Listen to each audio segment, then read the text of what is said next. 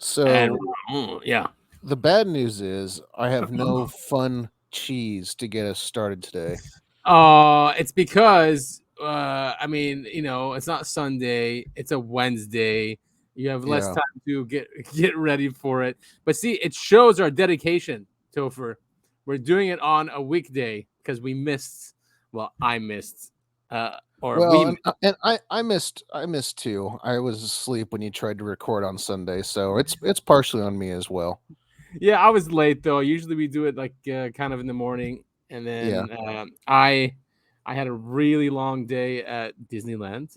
It was really Yeah, nice. I bet you guys had a lot of fun. It And was then a lot of fun, yeah. And for the first time, we stayed in a hotel. Like we didn't come home, like drive mhm. home, which is nothing. Yeah. Anyway, And we um, had a terrible hurricane on Sunday. yes, and that's why we came back so early instead of hanging out the pools because we were worried that it was such a big deal, right? Like Gavin Newsom is signing the Dude, emergency acts on a Humvee. I mean, they made such a big deal out of it, and I mean, I don't know what it was like for you, but for me it was like a little bit of nothing. rain and it was kind of windy. It was kind of windy. There was like 3 or 4 gusts of wind, but there was a tree that did fall, a big one that was near the house. That's Yeah. it though. I mean, we And started. and Uh, to be fair, like my drive to work, there was stuff all over the road, like yeah, from trees and bushes and stuff. right, But it right. really we didn't get the full Florida experience like I was expecting and kind of hoping for, I know. to I be was honest. too. I was really excited about it, and then it was just like a normal storm. But apparently, hurricanes. It's the hot weather and the hot water that makes it a hurricane. Once it hits cold weather or colder, like the Pacific Ocean here is cold, right? Or Yeah. not. I guess in Not Mexico it's not that cold, but once it hit here, it dissipated. yeah. But it I went mean, crazy in the desert, like the Inland Empire, Vegas. They got hit hard because it's hot there. yeah, I know Vegas got hit a lot harder than we did. Yeah, and Which the was Inland Empire. So like the desert, they had floods. yeah, I saw the news articles about it. I know someone in Baja, and she was terrified, but then she said nothing really happened. It was more inland, same thing, not near the Mhm. shore. Which is weird because anytime you Yeah. see the footage of hurricanes on the East Coast, Yeah, like the shore is getting completely torn apart. I wonder why. I guess it has to do with the cold water, but I thought all bodies of water, or most bodies of water, are cold. I guess ours is freezing. Maybe that's what's going on. I have no idea. Well, cool. It is a Wednesday, and we don't want Jeremy Corbell to catch up with us. He's on episode 31. This is episode 34. And Wait, this is episode 34 of the Uncovering Anomalies podcast. that's right. UAP. Now that UAP. is I want to believe Adam, Yes. and Hello, I everyone. am Tip Top Topher, and we are going to dive into it, baby. Are you in tip top shape today? No, I'm exhausted. I got to work I'm sorry, like man. extremely early, and Yeah. it was a long day. Yeah. I mean, usually what I do on Wednesdays is I have minimal meetings because I want to do actual work, But of course, I was forced into 3 meetings. Yeah, So yeah, I hear you, man. It's a tiring day of work. But here, we love you, listeners. All you CIA and Mossad and KGB and MI5 officers listening to us. We're that's the doing it for majority you. of our user base, I know. I was thinking unfortunately, about or listener base. it. Isn't that hilarious? I wanted to start with our Hi, all great, government agents. yeah, government agents. He's not a government agent though. He's a Canadian. This actor, Dan Akroyd. Great clip Dan of him Dan sharing. Akroyd, Yes, the one famous who wrote. famous from Ghostbusters. Yes, and he's co-writer, right, of Ghostbusters, or is he the writer? Yeah, he's also a He's a co-writer. huge UFO nut, which is pretty cool. Huge. Yeah, he has great knowledge. One of the documentaries that really convinced me was one I think he produced or was part of, and Is that the one where he's the narrator? it might be that one. It's called NASA something evidence. What is it called? Silver Bullet? Not silver. Oh man, I forget Night now. But it was NASA footage that was leaked, right? Not official. It was this guy, a Canadian. He was a satellite operator, Tubbs or Oh, something. yeah, that's not the one I'm thinking of. Oh, But okay, I know yes. I know what you're talking about. I can't remember the name of it But either. that's when I saw those, and I think it was in the early 2000s. I was like, that's it. I'm convinced. I was always on the fence about this subject until I saw those. It was just so bizarre seeing those videos, and I love that it was leaked and it was off public channels, and this guy just recorded hundreds of hours, went through all of them, and said, "All right, here you go, enjoy." So he was part of that. Did you want to say something? No, let's play the clip. All right, yeah, let's listen to him. He's very knowledgeable. I've seen 4. So 2 in a high altitude sighting, and 1 fairly close at the farm a couple of years ago. And then 1 really, really weird one in Montreal, at the 23rd floor of the Queen Elizabeth Hotel. I'm sitting there with some friends, and I see this. It looked like an air mattress, but 100 feet long by 50 feet wide, tipped over with the bulbs on the bottom, and it was moving slowly, and just it stopped, and then it turned, and it went out over the river, and we were going, "What's that thing?" Look, MUFON, MUFON.com. You want to get on there? There's sightings every week. There's pictures, photographs. People have cameras now. Lord Hill Norton, who was a British Defense Staff executive, said that we're being visited by 23 different species in 23 different kinds of ships. I'm not alone in this. This is, there's aviator, the Lawrence Rockefeller, the great philanthropist. He would watch these things come down and park in front of his house up in Kykwood here, up the Hudson River, and they would wink at him, and he finally had. Did he say Kykwood? I don't know. All right, we're halfway there. I thought it was. What are these? I thought it was Wykewood Okay. with a W, but maybe that's what he said. I don't know. These things. And so he did a study, the Rockefeller report, and he went around basically paid some investigators to go around to sheriffs and law enforcement and pilots and get their stories. And if you want to Google a good one, Fortenberry Nash, Miami Herald, 1947.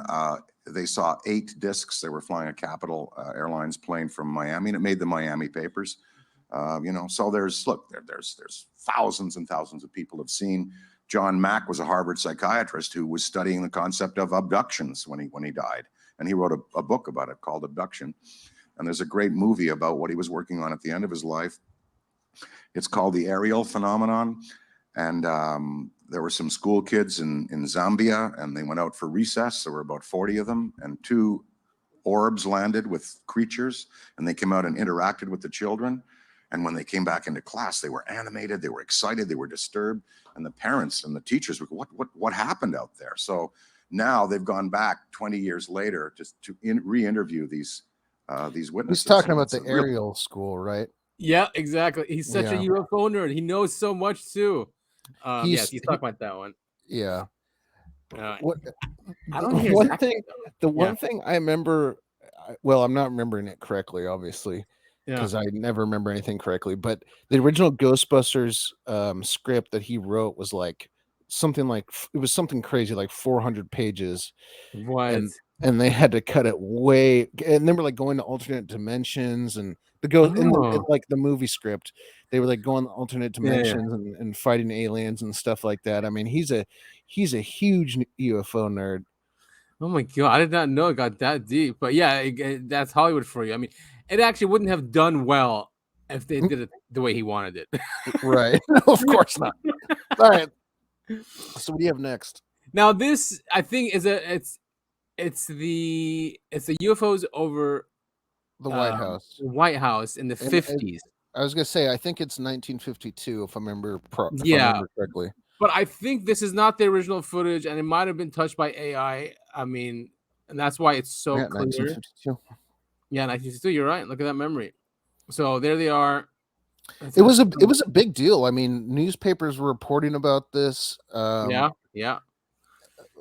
52. That's Eisenhower, right? That is Eisenhower. Yes, it is Eisenhower. And this is supposedly when he met with them and signed the Gaeta Treaty. Yeah, a little later after that, exactly. I mean, they were it was the flap that was going on from 1947 to like 1955. They were just everywhere, all over the country. But weren't these Reports. ones like tracked down from Canada? Like they had them on radar. Oh yeah, they had them on radar the entire time. They did not hide. They wanted to be seen, and they went over the Capitol on purpose.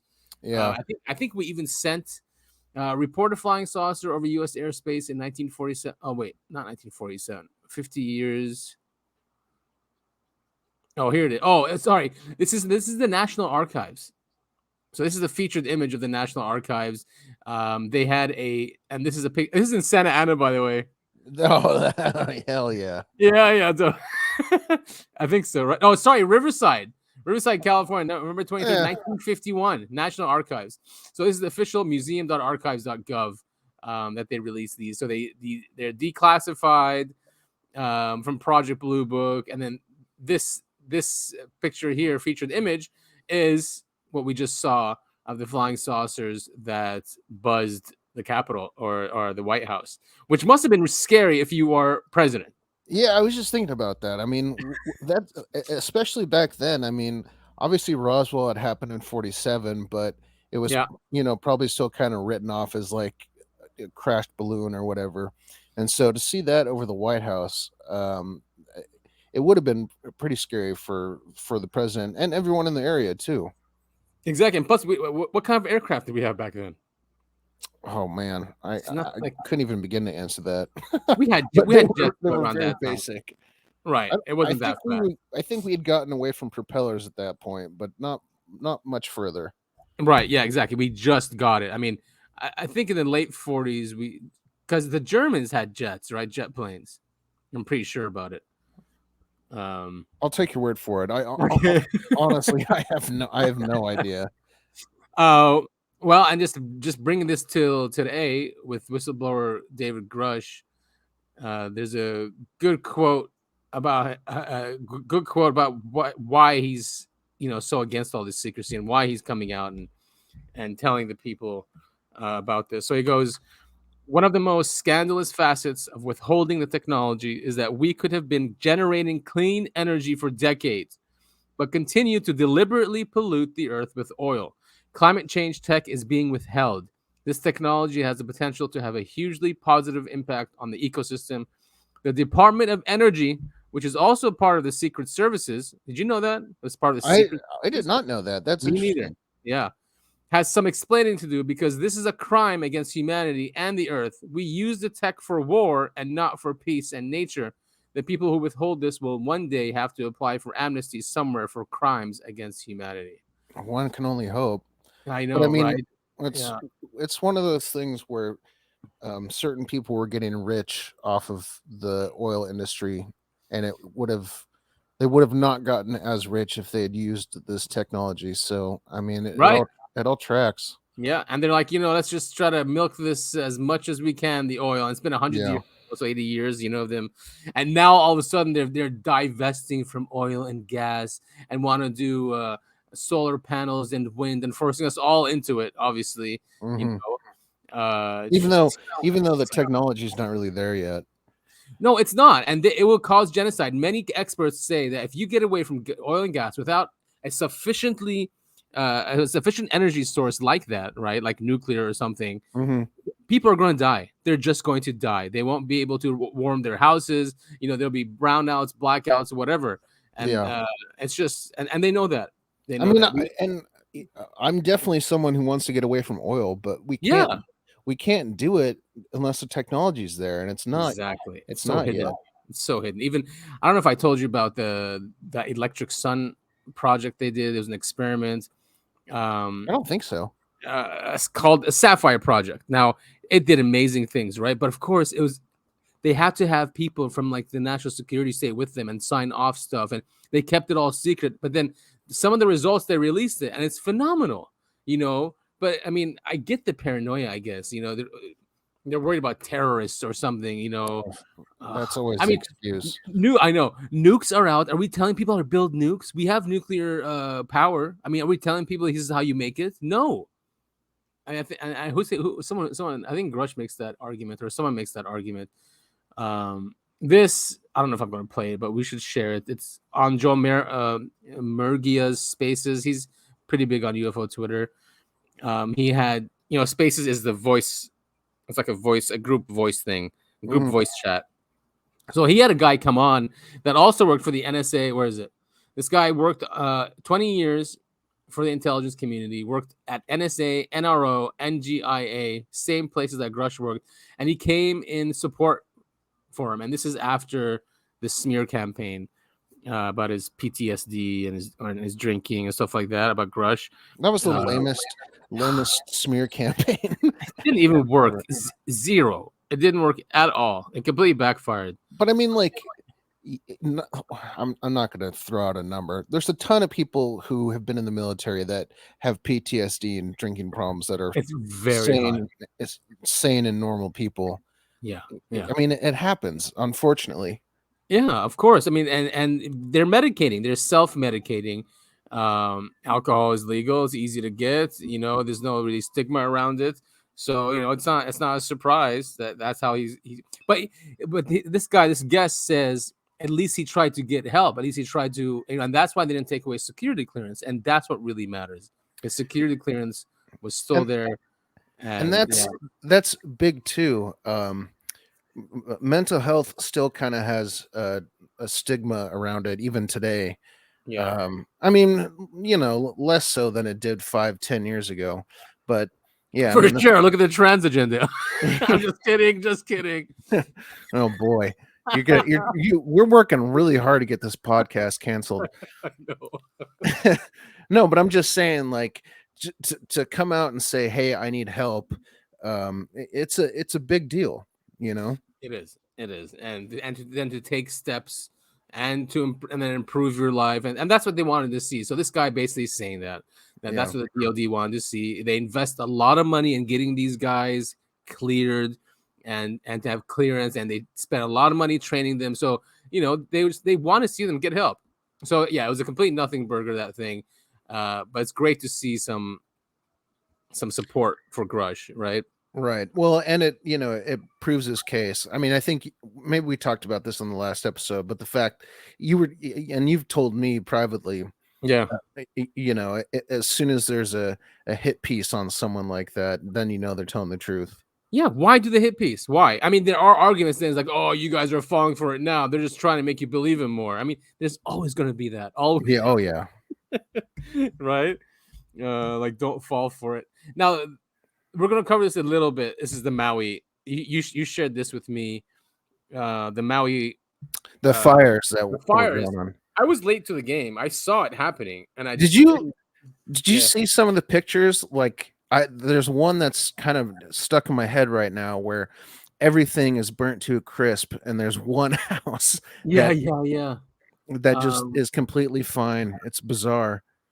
Well, yes, there's that one. Oh, I don't have that one queued up. I thought I did. Yes, it's just by itself. And the excuse is that he's sprayed his entire house with water before evacuating. That's the excuse. I thought it was something like that, or like the roof and walls were built with different materials, or it was something like that. Yeah, like cement or something, or rock instead of wood. I mean, yeah, that makes sense. Although we can't really verify that. But it's one house, and the whole area around. It's not like the buildings, the houses to the left or the right only got burned. It's the whole area around it. It's just a bizarre, so weird thing. They didn't give them water. They give the firefighters water. They didn't. There's a bunch of weird stuff that they did to make it as bad as possible. Yeah, but they all got $700. That'll help. Oh man, it's like a joke. It's like socialism, but like a joke socialism. Yeah. All right. So this guy, I think, breaks it down. Yeah, you sent this to me. It's a good video. I don't know this creator, but yeah, let's take a listen. Take a real close listen what the governor of Hawaii had to say about the fires. Of the destruction of Lahaina, it does appear like a bomb and fire went off. It does appear like a bomb and fire went off. All of those buildings virtually are going to have to be rebuilt. It will be a new Lahaina in its own image, its own values. but it's going to be billions of dollars. We are so coordinated with state, county, and federal support that it took less than a quarter of a day, 6 hours, to get the approval from the president to bring those resources in. This was, of course, a shock to see a hurricane and its winds. I think that we're seeing this for the first time in many different parts of the world. I've been contacted by several governors across the country to share their experiences in a time where global warming is combined with strengthening. So let's just go over a few of the red flags that he said. Very coordinated. Bomb and fire went off. All we will need to rebuild is billions of dollars in its own likeness and own image with its own values. What does that even mean? And it's so coordinated with state, county, and federal support that within less than 6 hours, they got approval from the president to bring resources, hurricane-type winds that just happened to be the same time as the bomb-like fire. Governors calling to share their experience. So we start the press conference out with bombs and explosions, then set up how we're going to get some smart cities in Hawaii, and then we end it with 2030 propaganda of global warming. Right. So true. Well, what I don't get here, he says that they got approval from the president, right? But then there's a story that the government is not giving anything. Now, is that alluding to the $700? Is that what they're talking about? Dude, I have no idea. I've heard so much conflicting information about the Hawaii fires that I'm like completely lost, which I think is the point. It is the point. And then there's these individual, I don't know, I don't want to play these because there's a lot to get to, but there's a lot of witnesses that came forward, saying that this was just weird. What is she talking about? But did you hear that most of the dead are children because there was no school that day because there's no power, right? Yeah. But the parents had to go to work. It's just, it's one of those things where, like, if this is a truly, disaster that couldn't have been avoided, like an actual real forest fire, then I feel bad for questioning it. But then I keep going back and forth in my head, like, if this was a man-created disaster on purpose to mess with these people, then I'm pissed. But I don't know. You know what I mean? Like, I'm on the edge. I keep going back and forth.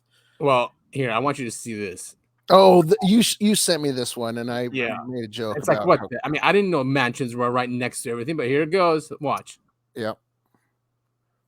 Now, listeners, it's just music, but it's a helicopter or a drone, and it's panning the shore of. Oh wait, I'm looking at it. I'm looking at your Twitter feed. I'm looking at the lady with the crazy eyes.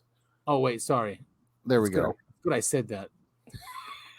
I thought that's because that lady. We can go back to her, but it's a 6-minute clip, and I don't know where. I mean, we can go back to her, but I want because you said something like, if they messed with people, and I wanted you to see this clip. Yeah. All right, so just for listeners, I think it's just only music, but it's just 36 seconds. It's a helicopter or drone panning the shores, and it's going by the mansions, and then you'll see the fire aftermath.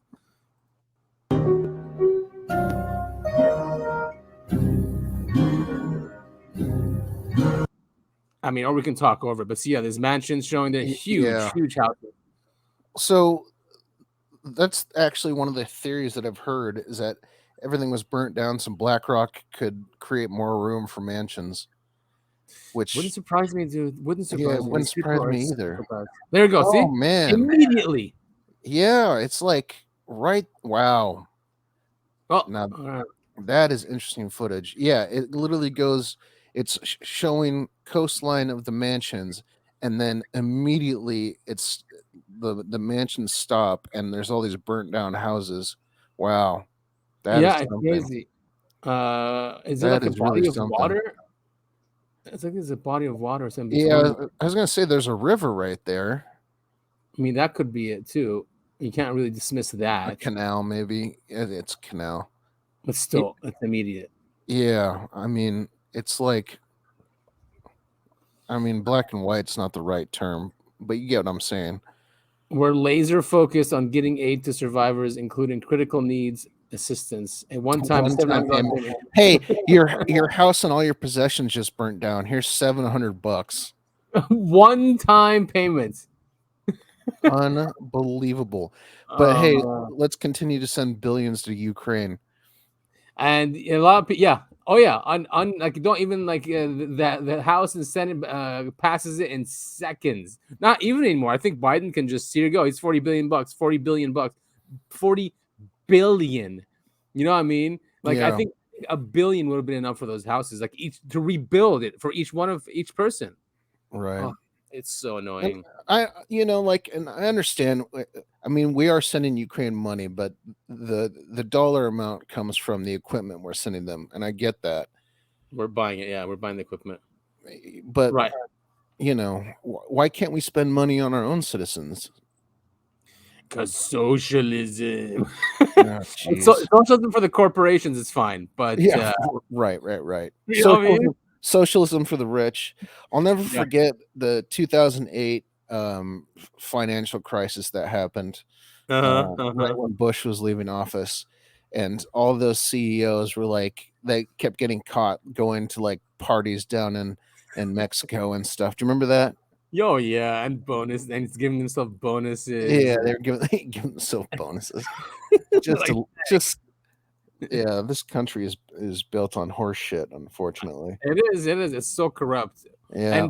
And people are comparing it to the Paradise Fires. Remember that in 2017, California? Oh yeah. They always said those were directed energy weapons. So that's one of the theories that's what's going on here. Yeah, that's always been interesting to me because, and then Hawaii had, remember those green lights we looked at? Oh yeah, right over Hawaii. They said it was Chinese, like Chinese satellites.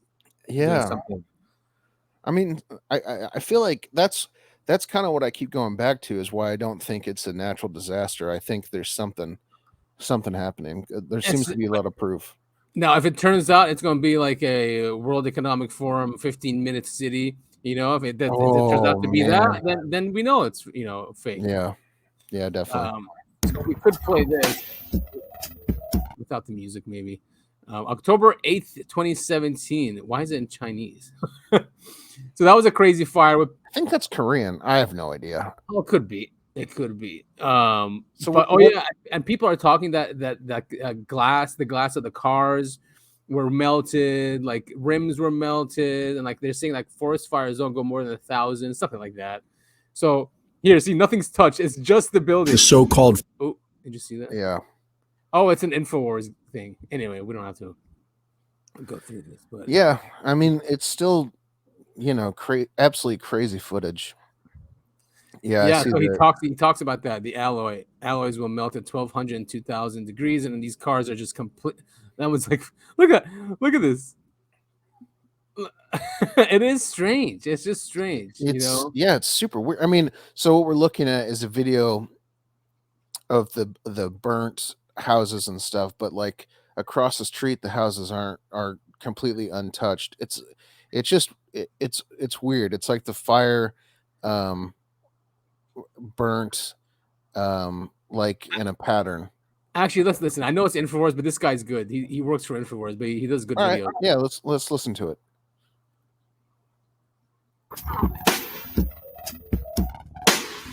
At around 9:45 p.m. on Sunday, October 8th of 2017, the Tubbs fire began in Northern California. And by the time the sun came up, over 1,000 homes were destroyed. Videos and photographs show how this so-called forest fire seemed to spare the wild and somehow jumped from house to house. CNN reported that the so-called forest fire jumped to the freeway. Hundreds of photographs show cars with melted trails of aluminum alloys from what must have been an unprecedented amount of power. The average forest fire burns at 1,100 degrees Fahrenheit. Aluminum alloys will melt at temperatures between 1,200 and 2,000 degrees, but many of these cars were nowhere near a forest fire. Some cars were flipped over.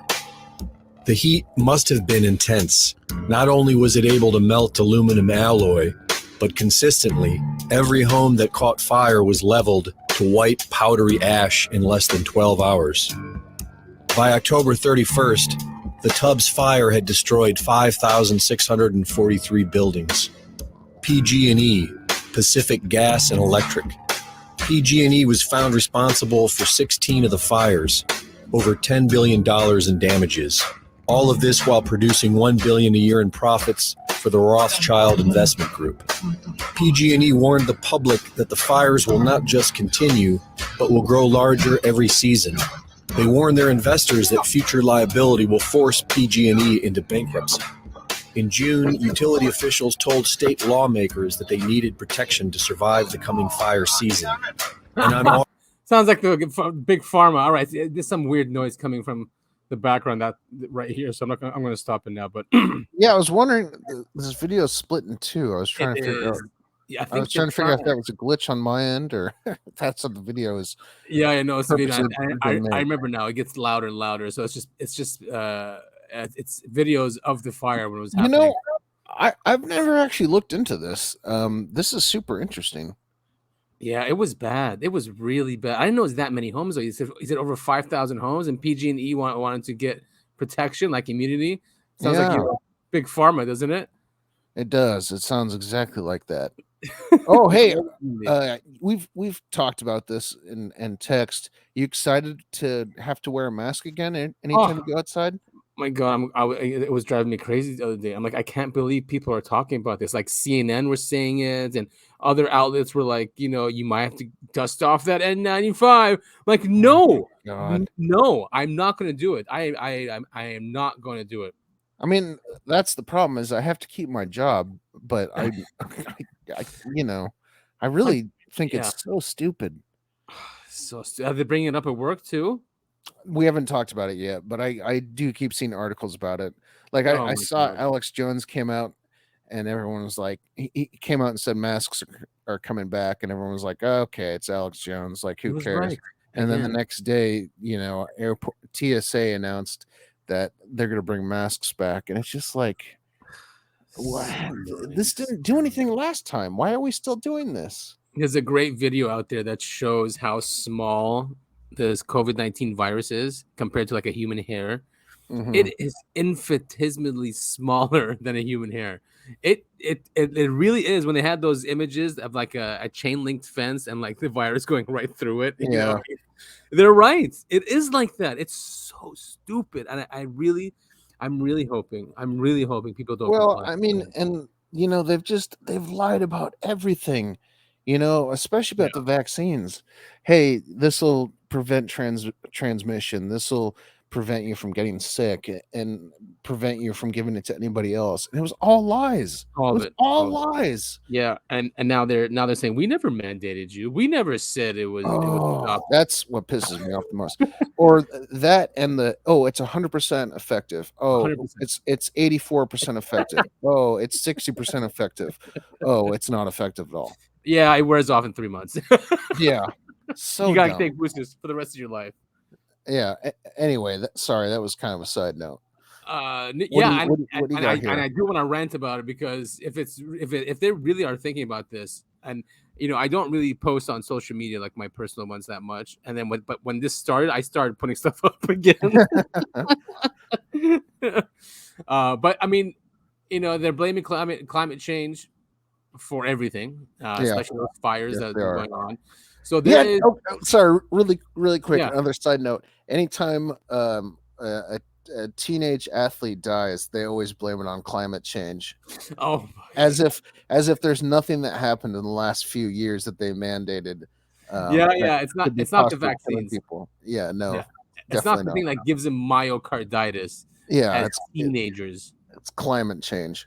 Yeah, of course. Yeah, it's what was it? Psycho climate change. Yeah. So these guys, it's a declaration, a world climate declaration. It's a lot of scientists. Why don't we go to the info, because I completely forgot why it's important. Founded in 2019. Anyway, these guys are saying there's no climate emergency. Here it is. A global network of 1,609 scientists and professionals has prepared this urgent message. Climate science should be less political, while climate policies should be more scientific. Scientists should openly address uncertainties and exaggerations in their predictions of global warming, while politicians should dispassionately count the real costs as well as the imagined benefits of their policy measures. So just headlines. Natural as well as anthropogenic factors cause warming. Warming is far slower than predicted, which is true. The models are not predicting anything. Climate policy relies on inadequate models, right? Climate models have many shortcomings and are not remotely plausible as global policy tools. They blow up the effect of greenhouse gases, such as CO2. In addition, they ignore the fact that enriching the atmosphere with CO2 is beneficial, right? CO2 plant food, the basis of all life on Earth. And they want to, they have machine like what's his name? Gates. He wants to take carbon out of the atmosphere and pump it into the Earth. We kind of touched on that. I think it was last episode. The greenhouses that were like pumping extra CO2 into the greenhouse to make the plants grow more. Right. Does that make any sense that these investors would put money into corporations to do that, but then divest from doing that to the Earth? I mean, it's crazy. Well, it's the same thing. It's the same thing that they complain about ocean levels rising, and yet they're on yachts, they're taking private planes, and they're buying houses on the beach. on the beach, exactly. And speaking of, global warming has not increased natural disasters. So these guys are saying there's no statistical evidence that global warming is intensifying hurricanes, floods, droughts, and such like natural disasters, or making them more frequent. However, there is ample evidence that CO2 mitigation measures are as damaging as they are costly. Oh yeah, so like the fires in Maui and California, they blame environmentalists that don't want humans to manage the environment. Basically, that if there's dry brush, to go out and proactively burn it, instead of waiting for nature to do it, right? In a controlled way. Environmentalists don't want humans doing that, and that's making it worse when these fires actually happen. Again, this is not an excuse for everyone to go throw their garbage out into the ocean and stuff like that. I mean, we are damaging the planet. It's just not, it's not this. Right, I agree. Well, yeah, we have to still take care of our planet, and even and Ron Paul is talking about this about being libertarian and having these, or at least libertarian ideals, is that contractual law and property rights actually protect the environment. Because if someone is, say, throwing trash near your property, they're also ruining your property and polluting your property. So you can sue, and use those types of that ideology instead of having this whole thing of a climate change agenda and imposing it on the entire planet. Right. So, but we all want a clean environment, right? And that's kind of the problem I see is maybe I'm being ignorant here. It's not like America is dumping trash in the. I mean, we are dumping trash in the ocean, but like if you look at India and China, the amount of pollution and trash that they dump is absurd, and there's nothing we can really do about it. And it's not like they listen. It's not like they signed on to these climate things, and they're building coal power plants like almost every day. I think China's doing it. Seriously, almost every day coal, but not us. It just doesn't make sense why it only applies to them. It's like they want them, whoever's running the planet wants China and India to catch up to the United States and the West by just penalizing us for being so ahead. Or right. It's because they hate the Western ideology of freedom, and it's obvious. It's so obvious. So this guy, I know him. I remember him from the past. His name is Norio Hayakawa. He's been a ufologist for a really long time, for 30 years. So we don't have to spend too much time on this, but he just came out and says, he goes, my view, his final thoughts, he's calling it, my final thoughts on the UFO phenomenon. Okay. He goes, my view is that the phenomenon has the ability to materialize and dematerialize at will, even though for a short duration of time. each time. It also appears to be able to assume any shape or form imaginable and interact with our physical parameters, such as radar. Sometimes it also appears to be able to pre-select its observer or a group of observers, as well as the location of its appearance. So it certainly seems that way. Yeah. So he goes, my belief is that we are not dealing with physical extraterrestrial biological entities in their physical extraterrestrial spacecraft. I believe that there are paraphysical extra-dimensional entities, some of which may be deceptive and malevolent by nature, that have been and still are intruding into our physical dimension for reasons we still do not know for sure. Wow. I have never heard of this guy, and he summed up my thoughts on the UAP phenomenon like absolutely perfectly. Oh, well, so maybe you should watch this. It's only 30 minutes. It's called The Conspiratologist in 4K. They made a documentary about him. Okay, yeah, you have to. I don't know if you sent it to me already. No, I did not. I did not send it through. I looked it up while setting up the episode, because I was like, many people are going to ask, who is this guy? So I think this is a great intro. We can play like 1 minute of this intro, or maybe not. No, let's not. Let's move on. We'll put it in the show notes. But yeah, that really sums up exactly what I think about the phenomenon. And it happens to a lot of people who really look into it, right? Is that they always go woo woo. I mean, look at Jacques Vallée. Yeah, Jacques That's Vallée. What he got. Bigelow. It's all about consciousness now. Yeah. That's right. He did a part 2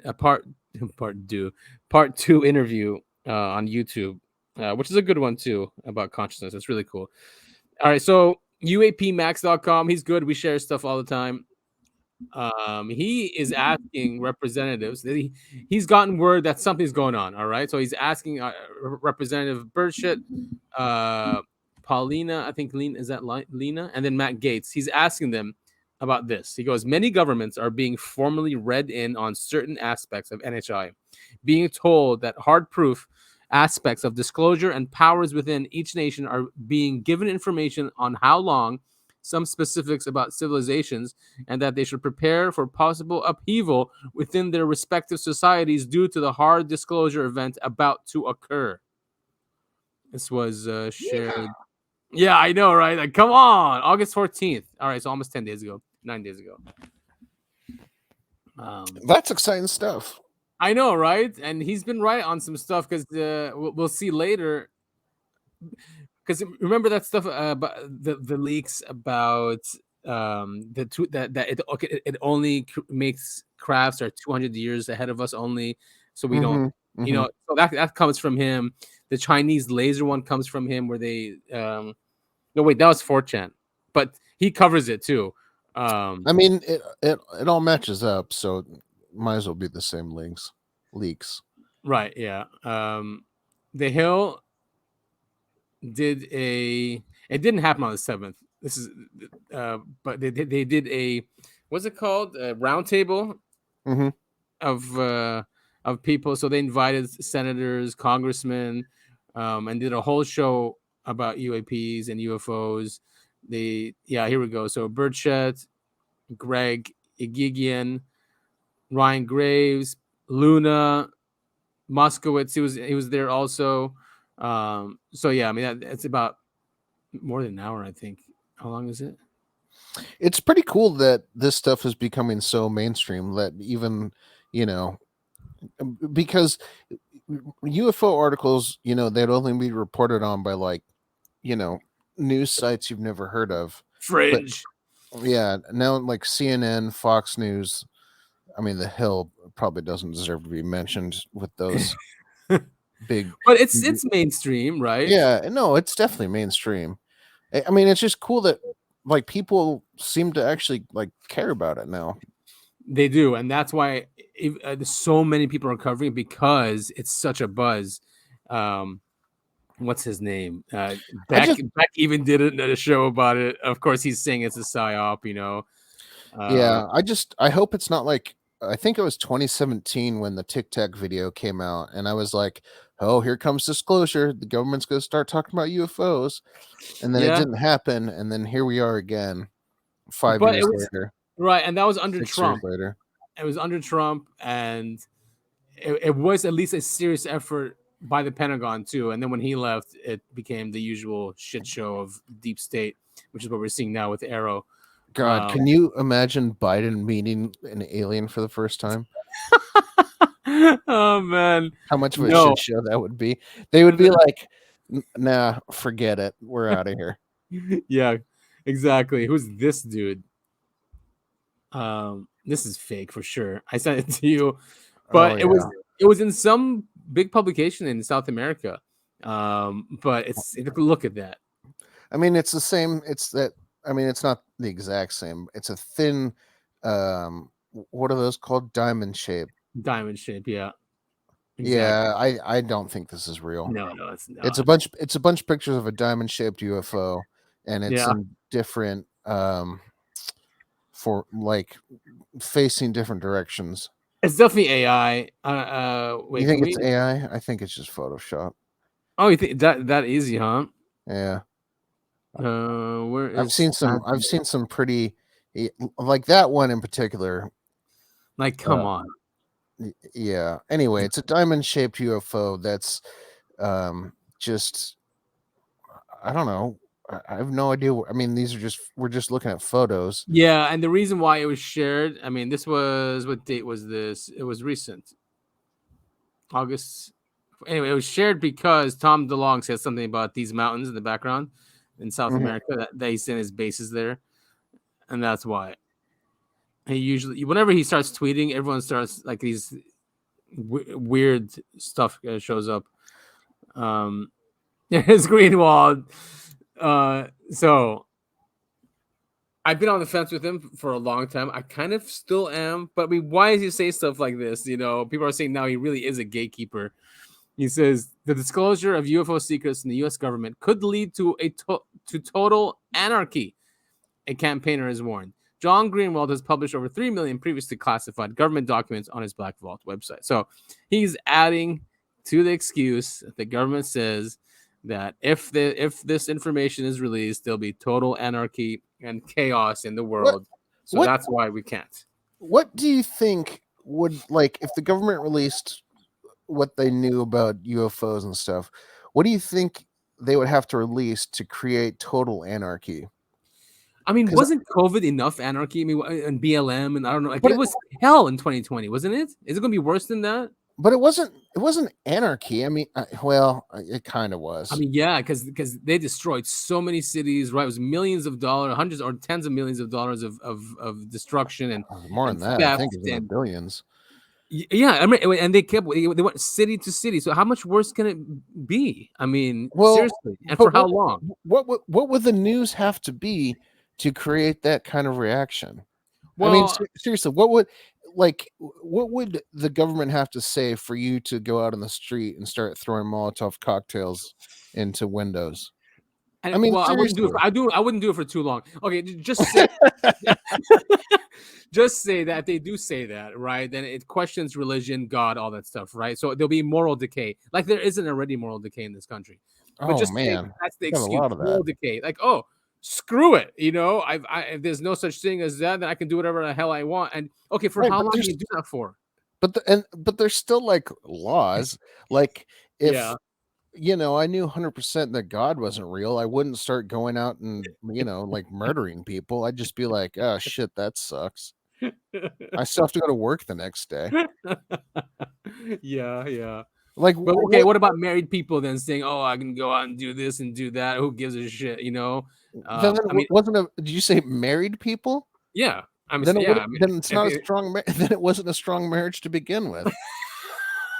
I mean, I'm serious. Like, no, I know, but I'm talking out. Like, I'm just talking because there are some people, even if their marriage is not good, they're like, oh, I can't do anything. You think if the U.S. government came out and said God isn't real, it's all aliens, you think people would be like splitting? Oh wow, I don't know, like splitting up their marriages. They start kicking their kids down the stairs. Who knows, man? People are weird. You know, I mean, it's hard to put. I mean, you know, as being a human, you can empathize, right? That's one of the things of being a human. But sometimes people are really irrational, or they just use an excuse to do crazy stuff. It might not really be the reason, but they use it as an excuse. Like, well, who cares? The government's been lying to us, and I mean, I don't know. I just And no, I think you're right. But how long is it going to last? They'll get it out of their system. Okay, I'll give you an example. Oh great, I have cops. I can hear them. They're after me. But I'll give you an example. In the country of Qatar, it was a dry country, right? And they always go back and forth. But when they first made it legal to drink alcohol in Qatar, the locals apparently were coming to work like hungover and puking for like the first month, and then that's it. It was out of their system. You know what I mean? So I feel like it might be the same thing. Yes, it might be chaos, but it's not gonna be chaos forever. Like, people will just get used to it. It'll be gone. It'll be like, oh, all right, time to move on. Nothing really changed. My life didn't change. Right, but that's that's kind of what I'm saying. Like, what's the government excuse? The government excuse for, hey, we can't tell anyone about this because it'll be chaos, is not a good excuse. You know what I'm saying? Yeah, no, it's not a good excuse. But it's used as an excuse. Yeah. Richard Doling did a great presentation on basically saying, like, look, this has happened before, but they failed, right? And really high, like, this one about Donald Kehoe, and then here, which this clip we're going to listen to is Admiral Roscoe Hillenkotter. Yeah, the former director of the CIA. He joined Kehoe in NICAP. NICAP was a private organization to lobby the government to release the secret, and this is in this 1960. So here, let's listen to Richard quickly. Awesome. But in any case, Hillenkotter ran the CIA for 3 years, and as I said, he was a board member of NICAP. And here he is in 1960, in the midst of all of this, and he's quoted in the New York Times, where he says, "It is time for the truth to be brought out. Behind the scenes, high-ranking Air Force officers are soberly concerned about the UFOs." This flew in the face of everything coming out of the establishment at this time. He goes on, he says, "But through official secrecy and ridicule, many citizens are led to believe the unknown flying objects are nonsense. I urge immediate congressional action to reduce the dangers from secrecy about unidentified flying objects." That's a wow statement right there. Can you imagine if if the congressional hearings that we just had a former director? All right, yeah. So that is former CIA. That is pretty crazy. I mean, this is the 1960s, so someone coming out and saying something like that—that's a huge statement. Yeah, and people saying, like, how come this stuff hasn't come out before? It's how can they keep it secret? No one has kept it secret. It's been leaked since day one. It really is nuts when like that excuse just drives me up the wall. But so basically what Richard's saying here is that there was such a campaign against Kehoe and Hillenkotter, is that how you say his name? Hillenkotter, I think. Hillenkotter, yes. That there was a smear campaign. The Robertson panel happened then. What's the other panel that came out that started ridiculing it? So he talks about that. And then here there was a CBS UFO report. So they were relentless, and that's why they failed. And this is the 60s, so it's very different now. Here, let's see. I think the CBS reports here. NICAP did not mention artifacts ever back in those days. In fact, nobody did. The whole concept of crash retrievals didn't really start making headway until the very late 70s. So that's that. Now back to the Robertson panel and their one last influence that they had on this whole matter in the 1960s was this TV special from 1966. This was on CBS. That's Walter Cronkite, pictured there, by far the most famous and respected newsman in the country back in those days. And he hosted a special in 1966 when all of this discussion was out there. UFOs, friend, foe, or fantasy. And of course, the answer is in that very final word. That's what they conclude. In fact, they brought Carl Sagan in. He uses phrases like pseudoscience to discuss UFOs. And here's Cronkite. He says, why was Carl Sagan no so evidence. against UFOs? I don't know. I You just think a guy like him would be totally into UFOs. I bet you he was read in. He was part of the cover up, and that's why. Because didn't he write that book Contact before his death? I mean, I'm not. I just remember watching him when I was in middle school. When we hadn't watched anything about space, because he was in every space documentary ever. Yeah, and he wrote that book before his death, so he kind of changed his. But shoot, I'm forgetting their names. The man and woman who supposedly saw a UFO. It was in Benny Vermont. Yes, Benny and Barney Hill. Yeah, and she brought back like a star map, and he was going like, no, this is nothing. Right, and then it came out to be Zeta Reticulum, or it lined up perfectly. Yeah, yes. So I think he was read in. That's why they brought him in, and then of course they have the intelligence community has Cronkite, the most respected man in America. If he says it, people are going to believe him. Yeah. So here Richard's reading his quote here. Said anything out there has come here. One thing is clear: you could not keep a spaceship a secret. That's a direct quote from Walter Cronkite. And then he just said, and by the way, if anything important were to happen, it's probably best to just let scientists and the military take care of it. You people don't really need to do anything about this. Go to sleep, Americans. Our military has done nothing wrong. CIA, always the good guys. Always the good guys. Yes, exactly. Yeah, little children, we will take care of you. Yeah. Don't worry about it. Just keep buying, keep watching. Mm-hmm. So right, what's this next article you got? So UAPmax.com.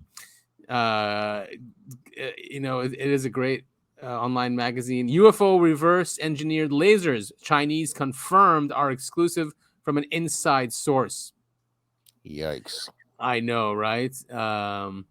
My sources confirmed these breakthroughs occurred after this company was able to initiate a cold laser reaction from wobbling a previously unknown element that has not been disclosed, but only discovered after analyzing and reverse engineering the same laser that was shown to him by the Brits. I was talking about Biden. Biden only learned of this laser after that date and inquired about whether the U.S. had the same. He found out that, in fact, we did, and it has been studied for almost 2 decades.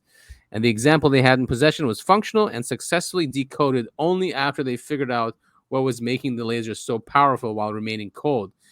Once that element was unfused, only then did they figure it out. That alone took a decade of work, a decade.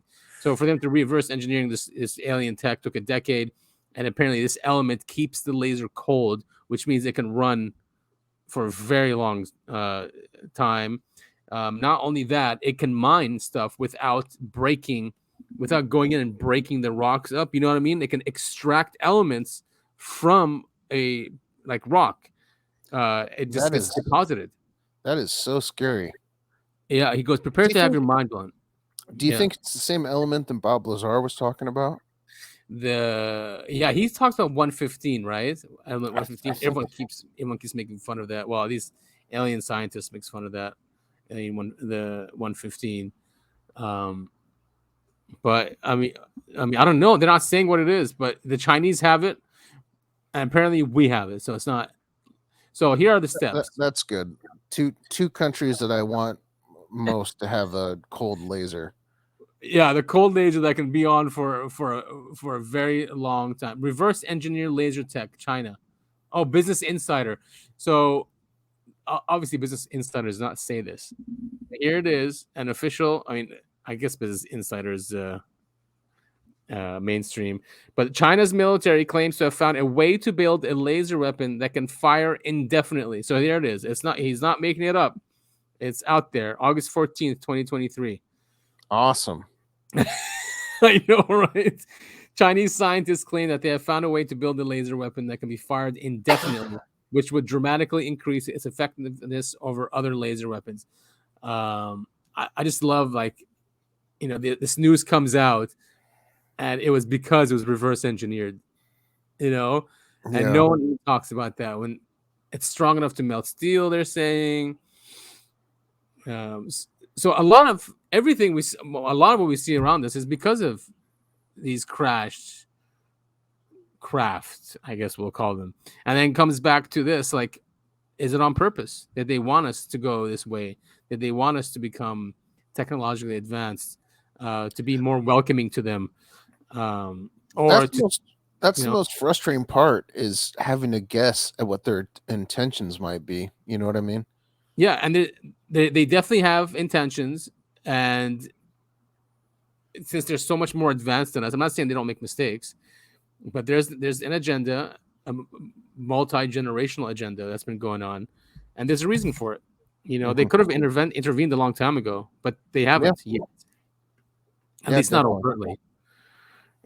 This was weird. I sent you to see Kirby, how he won't confirm or deny when he was asked again. So I don't remember. Is Kirby? Is he from the Trump administration or no? Is he new?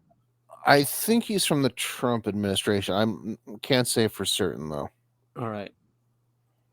David Grusch, who sat on a U.S. Air Force panel on UAPs, he says that he was informed of a UAP crash retrieval and reverse engineering program based on interviewing 40 witnesses over 4 years. Does such a program exist, and do you believe that the American people deserve to know if it does? I have no information on that to provide for you today, one way or the other. I would just say what I said last week when I got asked about this.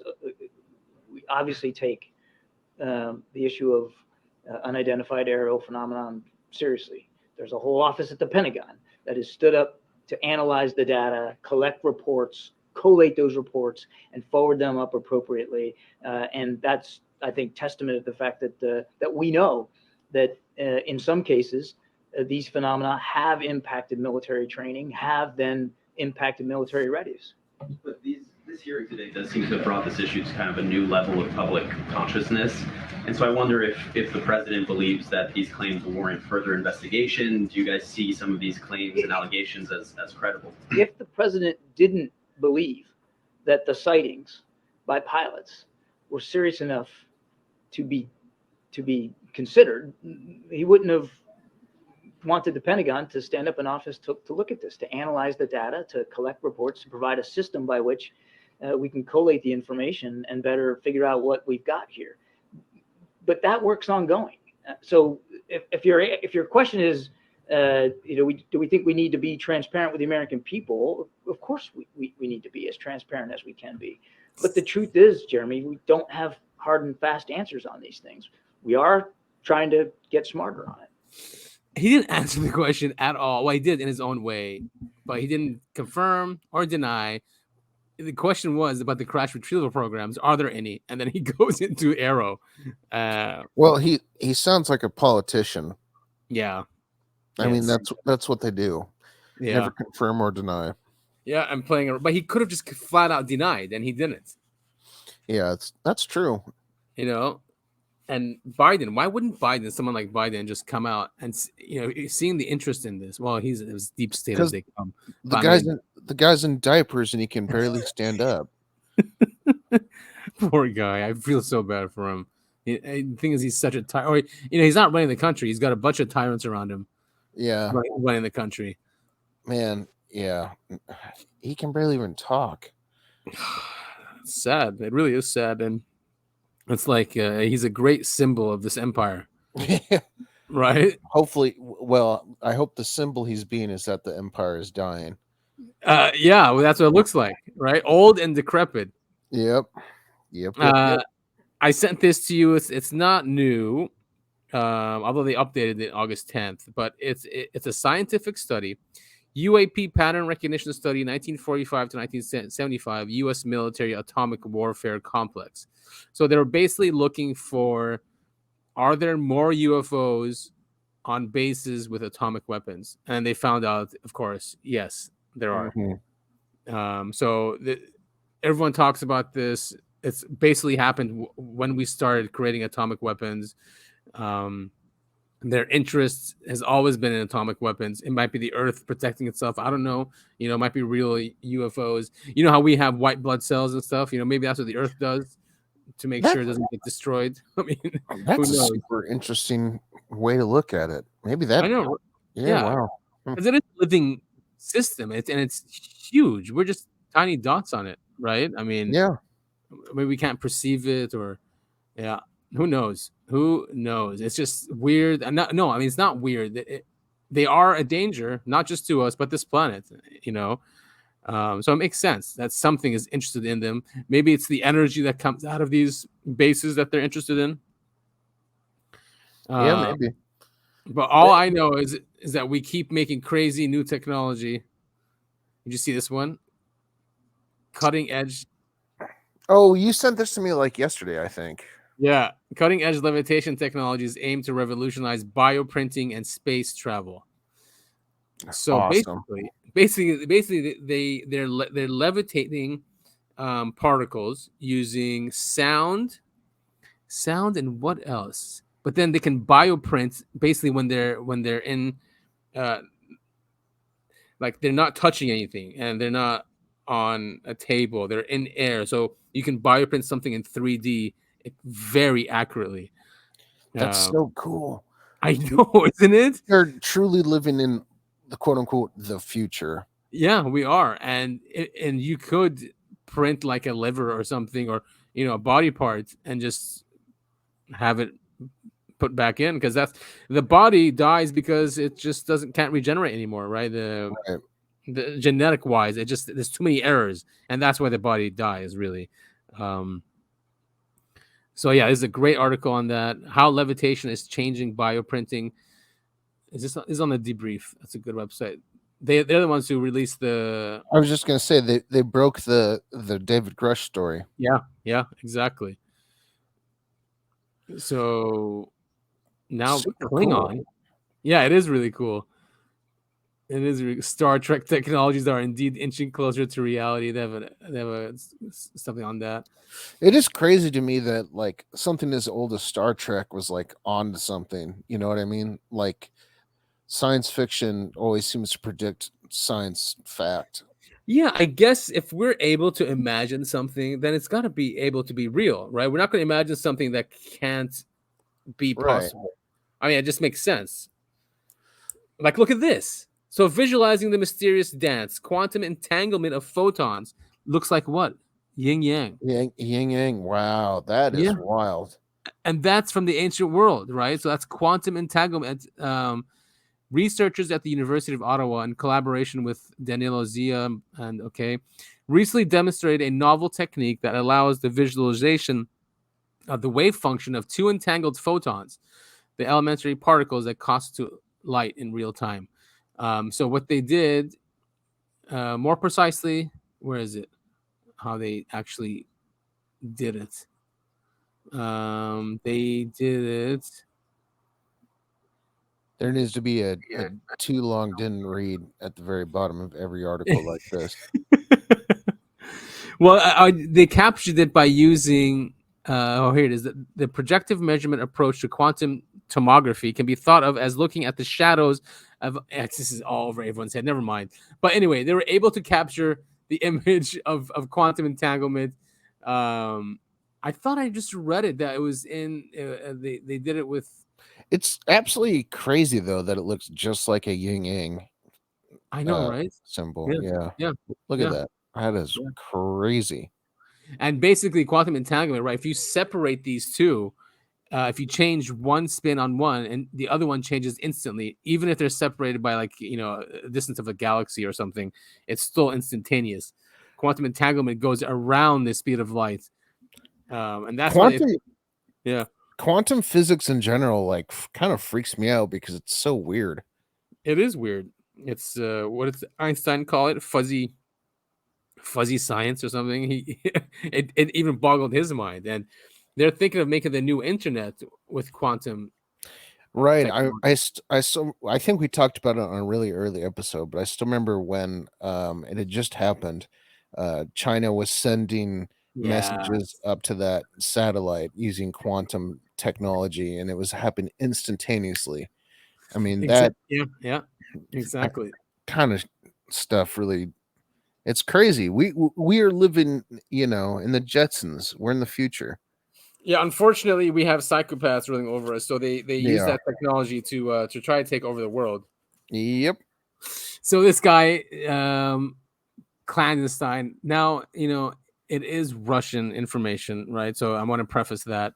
But they just came out, the Russian government came out and basically said Russia just publicly accused deep state actors and big pharma of manufacturing the COVID pandemic to take over the world. They even listed Obama, Clinton, Biden, and Soros of being the main ideologists behind the plot. And then they actually go, we'll link this up too.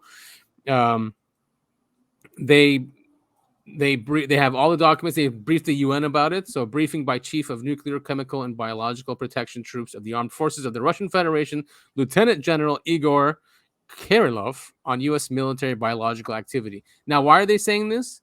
Because when they went into Ukraine, they found biolabs, right, that we were running with Ukraine, because they don't have laws like we do, so we just funded them there, and they found all these biological weapons and programs. So he's saying here, I definitely think this is propaganda, but I also think it's completely true. I mean, it's both. We've got proof that the U.S. funded, I mean,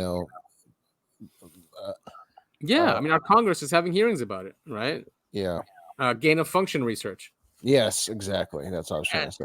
Yeah, and it came out of Wuhan, which we have a huge, not base there, but facility there with the Chinese that we funded, and COVID pretty much came out of there. But the Russians are saying that the development of the pandemic under this scenario, as well as the implementation of EcoHealth Alliance, we know about that, raises questions about the possible intentional nature of COVID-19 and U.S. involvement in the incident. Anyway, I don't want to talk about too much about this because this will definitely get us canceled, especially the source. So be careful of the source. They're known for their propaganda. These are the Russians, but it doesn't mean that there's not some truth in here. I don't want to get black bagged by the CIA. And black bagged. Yeah. Torn out of my house or apartment.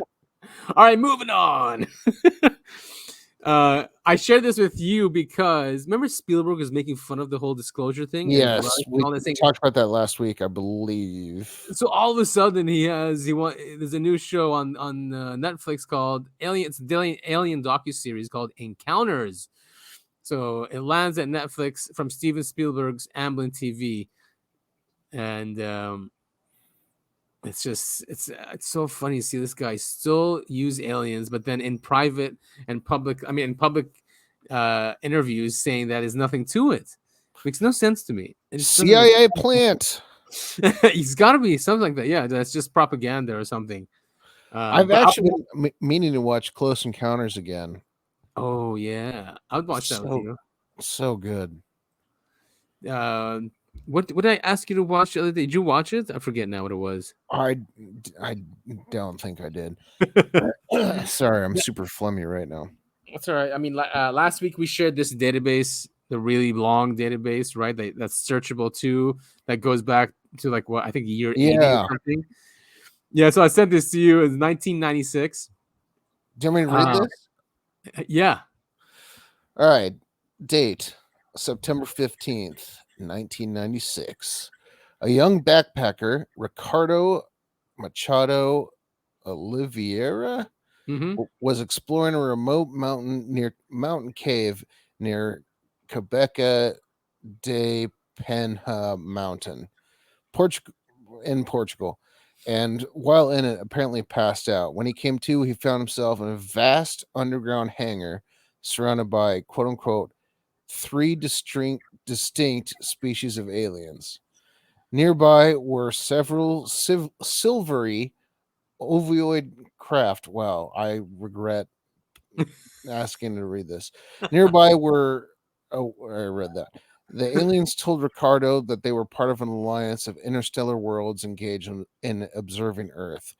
Their base under the Serra de, oh, I don't even know. Yeah, just say whatever. Guardunha Mountains was one of 4 such bases. Immediately after hearing this, sorry, I had to scratch my nose. Ricardo blacked out again. When he opened his eyes, he was lying on the ground right outside the cave. In the 14th century, at the same cave, a little girl from a nearby village vanished for 3 days. When she was finally found, she told the search party that she had been cared for by, quote unquote, a lady in white, who had offered her water to drink from a bell. Some have attributed this to visitation by the Blessed Virgin Mary. Why? It's like a trickster, this thing, or just It really is. And just because it was 1996, it had to be silvery ovoid craft. This in the 14th century had to be the Blessed Virgin Mary. Yeah, I mean, but that's kind of my theory on the whole thing is we're half the phenomenon. So if you're in the 14th century, what you're going to see is the Virgin Mary, and if it's 1996, you're going to see a silver craft. Yeah, and maybe we are a conduit for a lot of consciousness or beings to experience this, I don't know, dimension or this world, you know? I think that's the case. I truly do. Yeah. I don't think it's Martians or whatever. Yeah. Right. Zeta Reticulans. I think they tell us what we want to hear, and they appear to us based on our own perceptions. Oh, that leads us to this one. Remember, I shared this with you. The CBN, which is the Christian Broadcast Network. They're saying it's demonic, right? But then, of course, they are, because in a Christian worldview, anything that's not divinely, I mean, because humans are made in the image of God, right? And so anything else is going to be demons or fallen angels. Right, exactly. Because that's explicitly be in the Bible. I mean, because it's not, life on other planets. Then it's, I think I have it queued up, but he does say some cool stuff. You know, I'm not going to discount it completely. It is a good interview, and this guy is smart. He's a doctor. He writes good books. I hope I have it queued up right here. I'm not sure. The entire book was communicated through automatic writing. But what's interesting about the Arantia book, about a third of its content denies the deity of Jesus Christ. Oh, you know what? So there, I think. Okay, now I remember. He talks about the occult here. Wait a minute. Is it afterward? Pull up for precise seeking. Oh, it doesn't tell me chapters. He has. I mean, it's a good interview all in all, but he does link it. He says they scientifically linked UFO sightings with the occult, and in countries that have a lot of occult activity. Obviously, the U.S. has a lot of occult activity. We're founded by Freemasons, right? Is it here? I really want. Seems to be sort of pulling back from its Christian rooting. Even in Hawaii, and in those states in the Union where there's a very low incidence of occult involvement, likewise, you see a much lower incidence of people claiming to have these close encounters. But my passion is for the individual that's having these. So he just said it. Okay. Increase in alleged interactions with these, purported beings. Well, I think the evidence for that is that in states where there's a higher involvement in the occult, you see a higher incidence of these close encounters. He just said that. But I mean, he wrote a book on it. I believe that too, it just makes sense. I thought that before even, because I remember who in Europe France has a lot of sightings, Germany obviously, and Switzerland. Switzerland has one of the highest per capita. I mean, have secret societies and occult activity, and they get a lot. They even had like a statue made, a huge statue of one of their. Is that right? I didn't know that. Yeah, and that's why CERN is there. CERN is. I was just. That's so funny. I was just about to ask you. I was like, "Hey, isn't CERN there?" Yep. Exactly. Yeah. I wonder. I mean, it's got to be related. I don't know. Yeah, it has to be related. And so there we go with the whole the other realm, and trying to bring them into here. But yeah, there's something to that. I mean, who's the guy that created Scientology? I mean, he was obsessed with that. Oh yeah, L. Ron Hubbard. Yeah, big time. And then he was close friends with Parsons. Right. Yes, exactly. Parsons. And he started JPL, right? And they have, and he said that he used the occult to, because his designs for jet engines and he put the pentagram in there too. I mean, just fascinating. He's really, the story of Parsons is really amazing. And then of course him being friends with L. Ron Hubbard, they lived together in LA, right, in the same house. L. Ron Hubbard banged his girlfriend, if I remember correctly. Of course he did, the fucking Hubbard. But then I remember watching a documentary a long time ago, is that they were also involved in the first nuclear weapon. They, with Oppenheimer, that they created a golem or something like that, and that's I take it that didn't make it into the movie. No, of course not. But that's where Twin Peaks comes from. The whole story of Twin Peaks starts from that first atomic weapon. Yeah, and then that's how these beings came into our world, was from that. So I keep meaning I'm linking them. So Twin Peaks does not say that, but no, I understand. Yeah. I was just gonna say I've been meaning to get back at Twin Peaks. I tried watching it a few years ago. I know it's hard. It's so much like relationship drama, and I was I want to see the scary stuff. I don't care about any of this. Yeah. It reminds me of the X-Files back in the day when when they had when they had the whole government secrecy UFO stuff, but then they'll all of a sudden do like weird ones like werewolves and like, what? Where are you going? Could you stay on topic here? Seriously. I just want to see the cool alien government stuff. Exactly. I don't want to see the rest of this. So same thing. But if you get to season 3, it's all weird. All of it. I'll have to give another shot. But if you get there, please tell me. I want to watch it with someone, because I just watched it alone, and I want to watch it with someone. Wasn't there was season 3 the one that like came out a couple of years ago? Yes. Yeah. That's okay. So you have to get through the first 2 old seasons, and then, I know. Okay. Torture. But like the end of season 1, that's all the weird stuff. I think the last 3 episodes. Same thing with season 2. So you have to just get through it.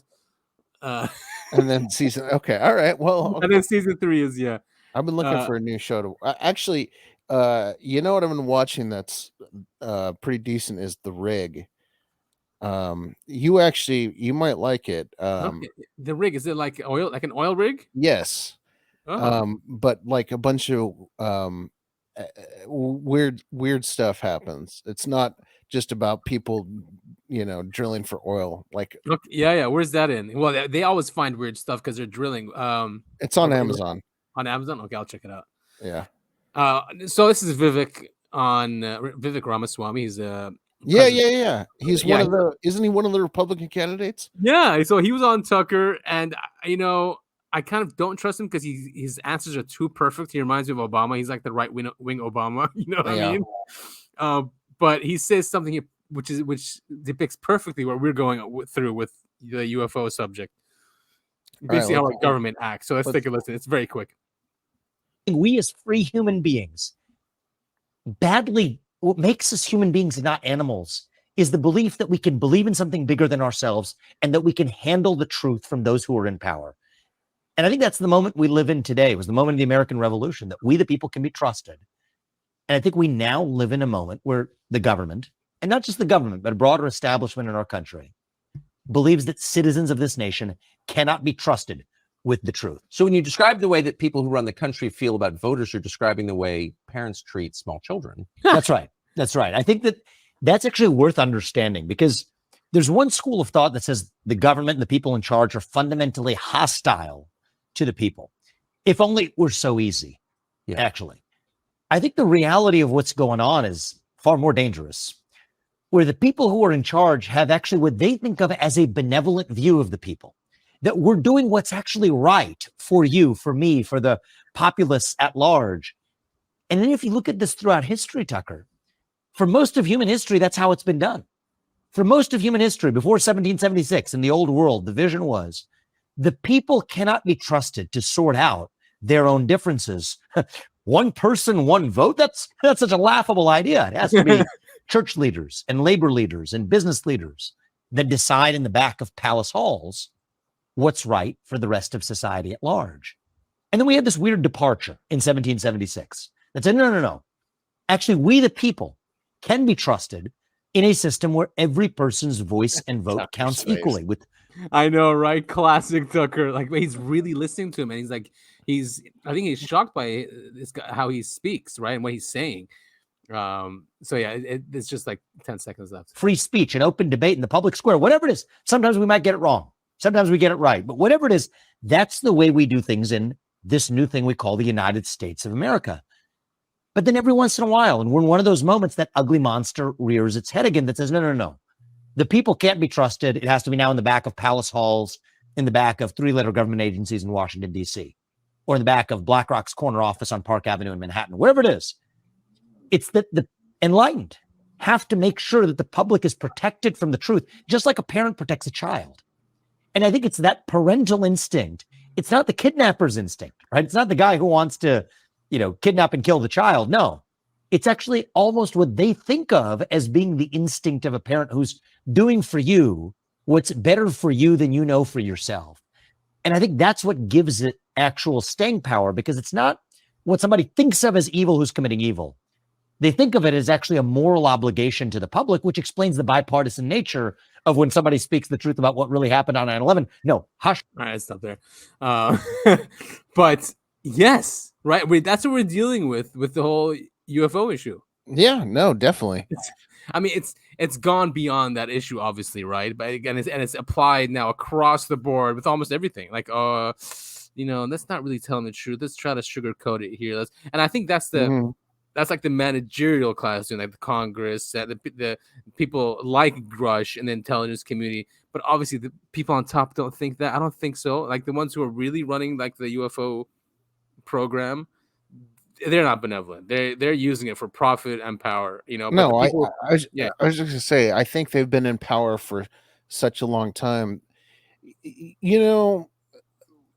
Like if you never get told no, you can just do whatever you want, because no one's ever going to tell you no. And I kind of think that's where we're at right now. Not just in the UFO field, but like even in politics. If nobody ever tells you no, or gives you a smack to the head when you screw up or do something terrible, you're just gonna, there's no consequences for these people. No, there isn't. And I don't know how many times I say this. It's I blame the National Security Act, and I'm not saying this country shouldn't have national security. Every country should. Any serious country should. Of course. But I blame that law because it really created another a secret government that's not accountable to the people. We have a constitutional government, and then we have this secret rogue government that does whatever the hell it wants. Right, and that needs to be fixed. Either they amend it, or I don't know what. Something needs to be done about it. Honestly, I have no idea what the answer would be for that one. Because we do need security, national security, right? Right. This is the whole reason why Trump got elected, and he did nothing about it. Nothing, and that's what drives what people who really look at this. Because he was like, "I will drain the swamp." He didn't do shit. He surrounded himself with the swamp. It was really weird, and people still believe the guy. It's it's one of those things. It is one of those things. The moment you get elected, they pull you into a back room and they show you the JFK assassination from an angle that nobody's ever seen before. And this is your future. Yeah. Yeah, they say this is what happens if you go against us. And then oh yeah. Hey, we're pushing up on an hour and a half here. You still got time? Okay, yeah, we're almost done. We have just a couple more things. I did skip because I saw that. But this is important. This is a couple days ago only. So Congressman Burchett, Moskowitz, Luna, and probably Gates too, sent a letter to the Inspector General, because Grusch went to the Inspector General, right? Filed a report and asked for protection, whistleblower protection, and gave him direct evidence, even classified stuff. And then they said his case was urgent. Was it relevant and urgent? But anyway, I forget the words he used. So they are writing to Inspector General Monheim and asking him that he has until September 26th to answer these questions.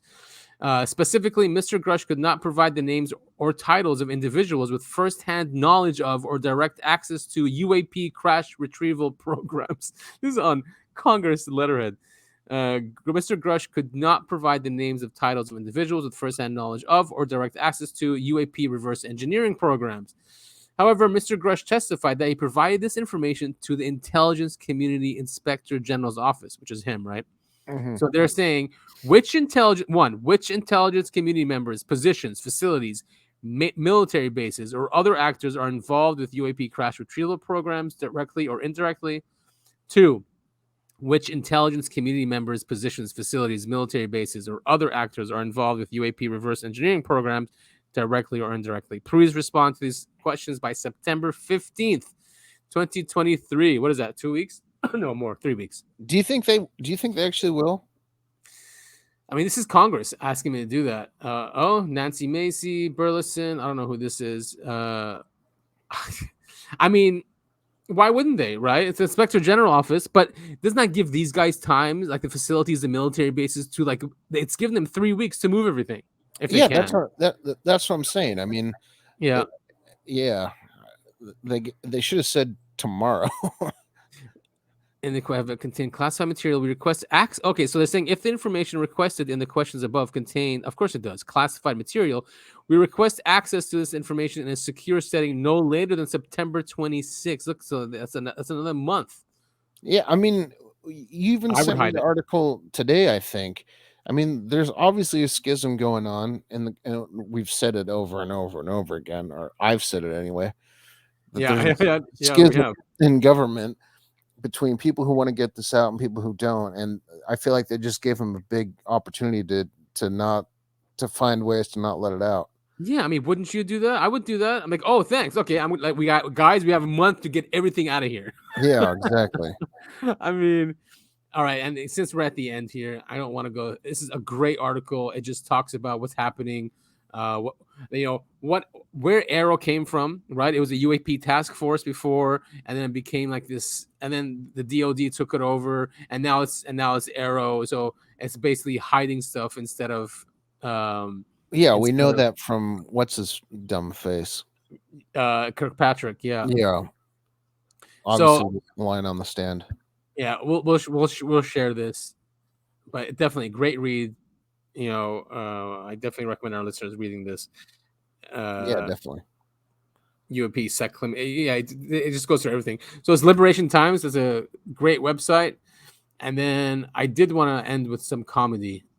Oh, good. Love comedy. So this account is hilarious. It's called Cosmic Judas. I don't think he believes in any of this, but he makes fun of all the celebrities. This is Coulthard. But please, I'm going to play this. You're going to love it. It's so funny. Everybody watching this right now is looking at your face. We are not alone. There is an intelligent species engaging with this planet.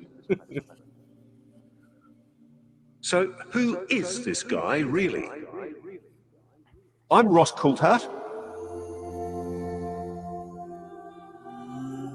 There is a non-human species, and it's incredibly benevolently well disposed to the human race.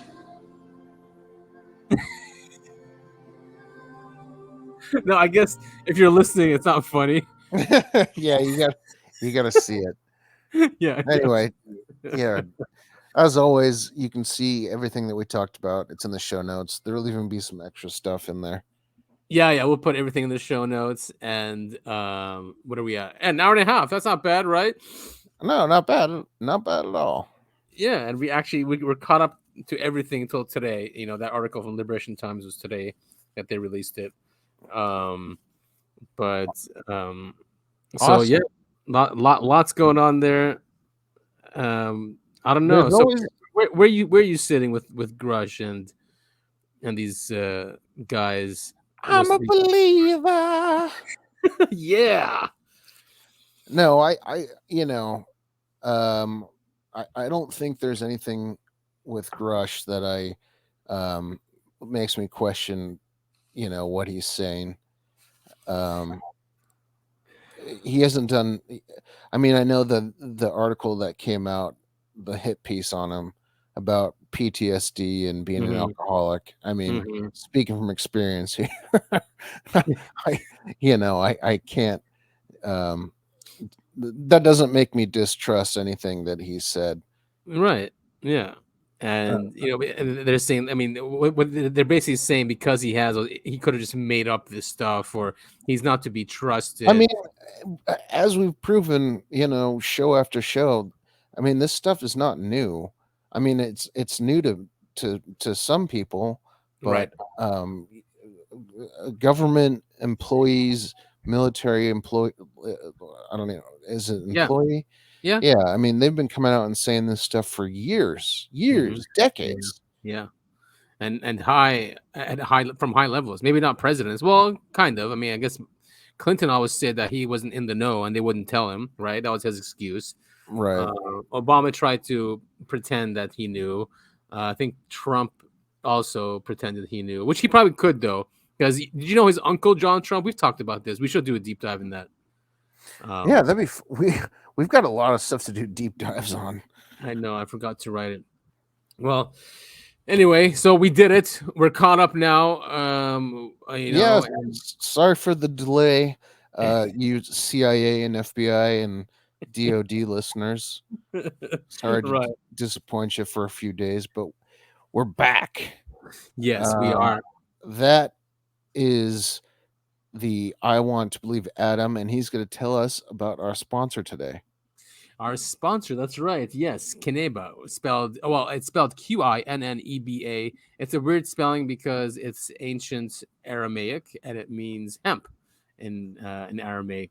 So Qinneba. It's also pronounced Kneba, and it is a legal hemp marketplace. So go ahead, check them out. You got CBD, other cannabinoids there, Delta 8, if it's legal in your state. Great prices, always deals. Make sure to go and check them out to support us. Also, if you want to support us directly, there is a link at the end of every show, and you can, I think $1.99 is like the least, and it goes up to whatever. I don't know what it is, but yeah, give us your money. Exactly, we're grifting here. We won't make a penny out of this, and even if we did, I don't think it'd be called grifting. It'd be like maybe covering our costs a little bit.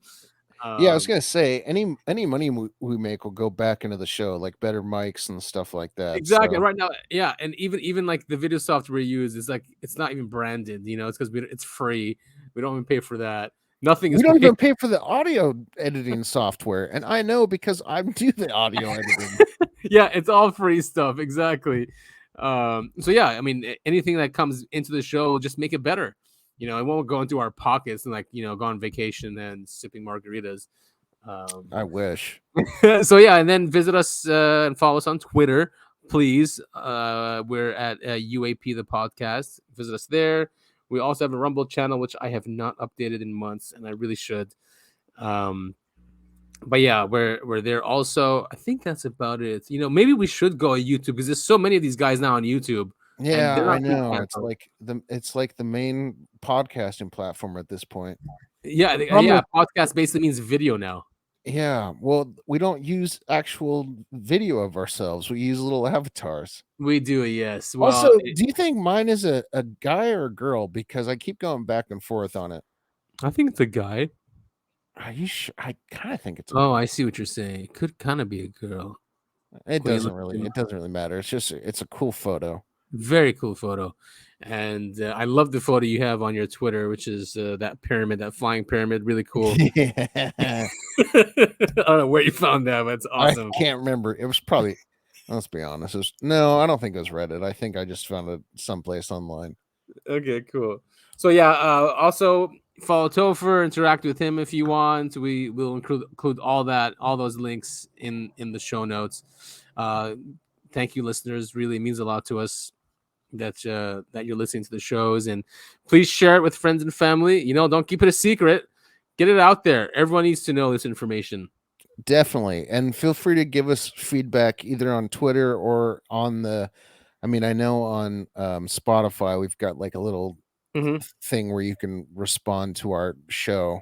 Right. So do that. We'd love to hear your feedback. Yeah. If the show is too long, let us know. We'll cut it back another 40 minutes, All right, cool, cuz. All right. Thank you all so much for listening to the Uncovering Anomalies podcast. And we will see you all in, I was going to say a week, but I guess now it's just going to be a couple days. Yeah, exactly. 5 days. All right. See you guys. Bye.